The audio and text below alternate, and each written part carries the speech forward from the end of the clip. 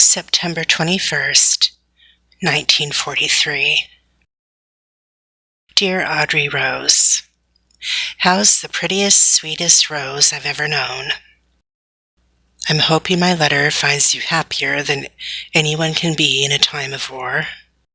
I know I am. Your visit made me happier than I can say. How's your work? Your father and sister? We've arrived safely at Fort Pierce and are just starting aquatic training.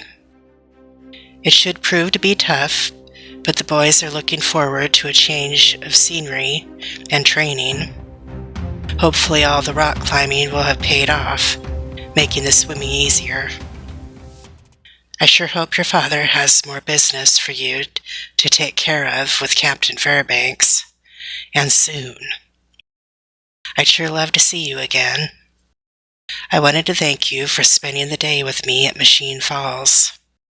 Everything was more than I could have hoped for, especially since I was expecting to spend the majority of the day pretending to just be friends. But maybe that's what you were doing. If so, I don't know what kind of friends you keep up in D.C. or out in San Diego, but the friends I keep don't usually greet each other the way you greeted me. I'm not complaining here, believe me. I just wanted to formally express my gratitude, and I hope I'm not in trouble for the way I said goodbye to you in return. You didn't seem to mind too much at the time, of course, but given ladies have the prerogative to change their minds when they feel so inclined, I've learned it's better to be safe than sorry. So if my attentions weren't to your liking, I sincerely apologize from the bottom of my heart. If they were satisfactory, however, I want to inform you post-haste that my lips are yours any time you have a hankering for what my Uncle Frank calls good old-fashioned sparkin'. Now that the important stuff is out of the way, I'm going to get a bit serious and straightforward with you, Audrey Rose. And I'm really hoping my next question won't be coming to you on borrowed brass. Remember how I asked you if you wanted company when you returned to Berkeley after the war? Remember how you told me you were thinking about getting a puppy? Well, I don't have anything against puppies, but Audrey Rose, every minute I get to spend with you seems to get better and better. I've called you bright and shiny before, but that's just my simple way of saying I've never met anyone like you, and I don't imagine I ever will again. You're the most beautiful girl, and the smartest, kindest, funniest, most adorable person I've ever met. Like I said before, you aren't the sort of gal a fellow waits to get crackin' after, which is why I want to ask you to consider me, instead of a puppy, as your future roommate when you head back to Berkeley after this war is over. Only I'm hoping you won't want to wait until the war is over. What I'm trying to say, Audrey Rose Strawlinger, is will you marry me?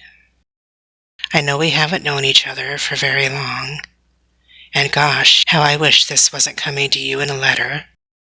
I also know all the kids around us are getting hitched like their lives depend on it, but we're a bit older. We know our own minds a bit better, and I definitely know my mind where you're concerned. When I listened to you talking about what you want out of life, when you started telling me about that quiet life with the little house and the picket fence, I was right there with you, seeing it all as though it already was. I've never wanted anyone like I want you. You make me want to be a better man, Audrey Rose. With you by my side, I feel like I can be the best man I have the potential to be. I know I'm going out on a limb here, maybe even being a bit more forward than I was at the 4th of July dance. But I'll say it again. You aren't the kind of a gal a fellow waits to get crackin' after. So here goes nothing. Last week I telegrammed your father to ask his permission for your hand. He gave us his blessing, by the way. If your feelings are the same as mine and you will marry me, then here's a train ticket. It's good until the end of the year when my battalion is scheduled to ship out. If your feelings aren't the same as mine, there's no obligation.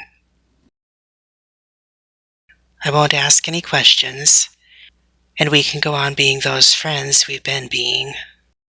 But hopefully I read you right when we were together last, and friends isn't going to be enough for you either. So now I'm going to beg you to grab the first train you can down to Florida. Telegram me when you'll arrive, and I'll meet you at the station. We'll head straight to the courthouse, and there I'll give you my name, my heart, my home, my soul, and anything and everything else I own or will own if you'll consent to be my wife. All I ask in return is the privilege of being your husband, of loving you and caring for you, and of walking beside you for all the rest of the days of our lives and beyond. From the moment you walked into our ranger dance back in July, I knew you were what the fellows around here call my one and only. Since you've come into my life, I've wanted nothing more than to be the kind of man Miss Audrey Rose Strawlinger would be proud of.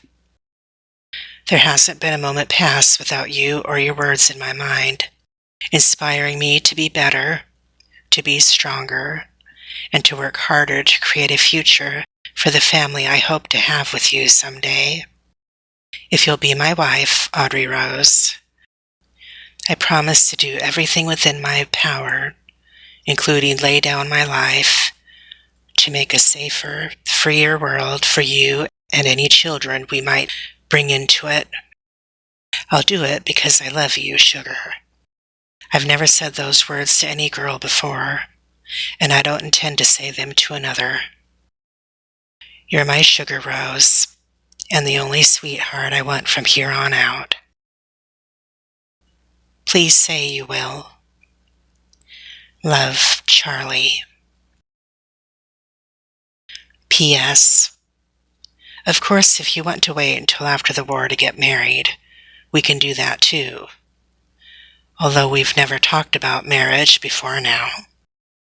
I can imagine how much you'd like to have your father and sister there. I'd never want to take that away from you. I'm sure my ma would love to be there too. I can wait as long as you want.